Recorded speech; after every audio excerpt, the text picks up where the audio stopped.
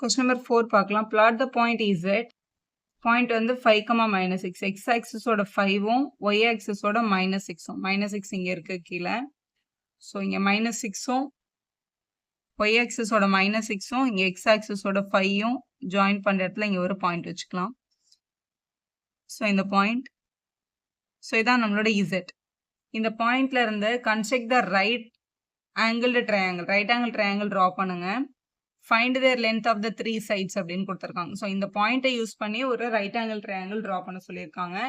IZN அதுக்கு name எடுத்துக்க சொல்லியிருக்காங்க. ஸோ கீழே கமெண்ட்ல answer may vary person to பர்சனும் கமெண்ட் கொடுத்துருக்காங்க. இது வந்து நம்ம எவ்வளோ பெரிய ட்ரையாங்கிள் வேணாலும் இங்கே வந்து கன்ஸ்ட்ரக்ட் பண்ணலாம். ஆனால் இந்த இசட்டை ஒரு பாயிண்ட்டாக யூஸ் பண்ணிக்கோங்க அப்படின்றது தான் கொஸ்டினில் தந்திருக்காங்க. ஸோ நான் இங்கேருந்து ஒரு 3 யூனிட்ல ஒரு லைன் எடுத்துக்கிறேன். இது மாதிரி கீழே இது உங்க இஷ்டம். நீங்க எவ்வளவு பெருசு வேணாலும் எடுத்துக்கலாம். நான் ஒரு 4 யூனிட் எடுத்திருக்கேன்னு வச்சுக்கோங்களேன். ஒரு எல் ஃபார்ம் பண்ணியிருக்கேன். ஏன்னா அதுதான் ரைட் ஆங்கிள் ட்ரையாங்கிள்னு சொல்ல முடியும் நம்ம. இசட்ல இருந்து ஒரு எல் ஃபார்ம் பண்ணிட்டு அதுக்கப்புறம் இந்த 2 பாயிண்ட்டையும் இப்படி கனெக்ட் பண்ணிடலாம். நம்மள வந்து டிஸ்டன்ஸ் கேட்டிருந்தாங்க கொஸ்டின்ல.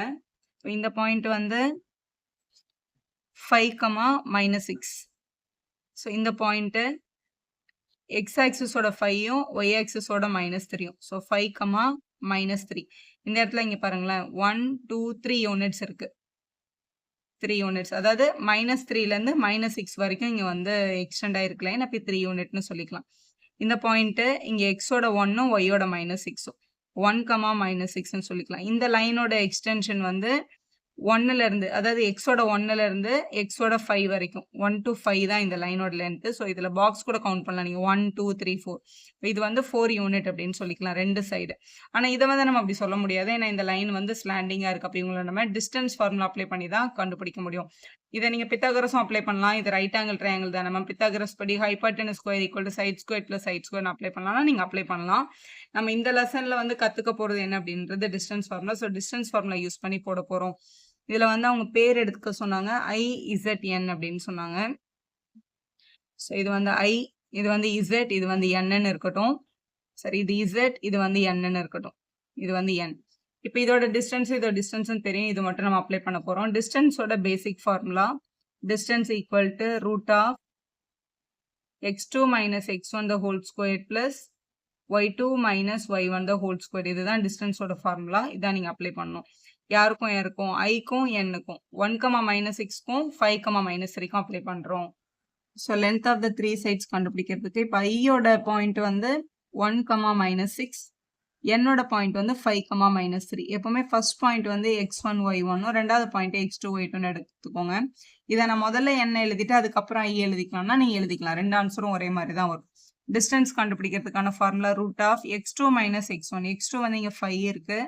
மைனஸ் போட்டு x1 வந்து 1 இங்க ஸ்கொயர் பிளஸ் y2 வந்து -3 மைனஸ் போட்டுட்டு இந்த -6 எடுத்துட்டு வந்து எழுதணும். இப்போ -6ன்னு எழுதி ஸ்கொயர் போடணும். போட்டாச்சு. இப்போ √5 - 1 வந்து 4 ஸ்கொயர் பிளஸ் -3 இருக்கு. இந்த ரெண்டு மைனஸும் சேர்ந்தா இங்க +6 the whole ஸ்கொயர்னு வந்துடும். 4 ஸ்கொயர் பண்ணா 16. இங்க 6ல 3 மைனஸ் பண்ணா 3, 3 ஸ்கொயர் பண்ணா 9. அப்போ √25ன்னு வருது. √25 ரூட்ல இருந்து வெளில எடுத்தா 5 வரும். அப்படி பார்க்கும்போது இவங்களோட லென்த் வந்து 5 யூனிட்ஸ் அப்படின்னு கிடைச்சிருக்கு. இதை நம்ம வந்து ஒரே இப்போ எக்ஸ் வந்து 5 ஒரே ஸ்ட்ரைட் லைனா வரைஞ்சிருக்கிறதுனால தான் இது -3ல இருந்து +3 வரைக்கும் வருது. அப்போ வேரியேஷன் வந்து 3 யூனிட். இதுல 3 பாக்ஸஸ் கிராஸ் பண்ண நம்ம வந்து இது எவ்வளோ லென்த் வேணாலும் வரைஞ்சிக்கலாம். இது நீங்க எக்ஸாக்டா இந்த டார்க் பாயிண்ட் வர மாதிரி எடுத்தா இந்த ரெண்டு டிஸ்டன்ஸ் வந்து நீங்க திருப்பி ஃபார்முலா அப்ளை பண்ணாம ஈஸியா எழுதலாம் இல்லையா? அதனால நான் அப்படி எடுத்திருக்கேன். இப்போ இதுல வந்து 3 சைடு இருந்துச்சு. ஒன்னு வந்து IN, இன்னொன்னு வந்து NZ, இன்னொன்னு வந்து ZI. இதுல IN தான் நம்ம இங்க கண்டுபிடிச்சிருக்கோம். 5 யூனிட்ஸ் அப்படின்னு கண்டுபிடிச்சோம். NZ, Nக்கும் Zக்கும் நடுவில் 3 யூனிட்ஸ் இருக்கு. அப்ப 3 யூனிட்ஸ். ஏன்னா ஃபைண்ட் த லென்த்ன்றதான் உங்களோட கேள்வி. ZI, Zக்கும் Iக்கும் நடுவில் 4 யூனிட்ஸ் இருந்தது. அதனால இங்க 4 யூனிட்ஸ் அப்படின்னு எழுதி சம்ம கம்ப்ளீட் பண்ணிடலாம். வீடியோ யூஸ்ஃபுல்லா இருந்தா ஒரு லைக் போடுங்க. உங்க ஃப்ரெண்ட்ஸ்க்கும் ஷேர் பண்ணுங்க. Subscriber channel for more videos. Thank you for வாட்சிங்.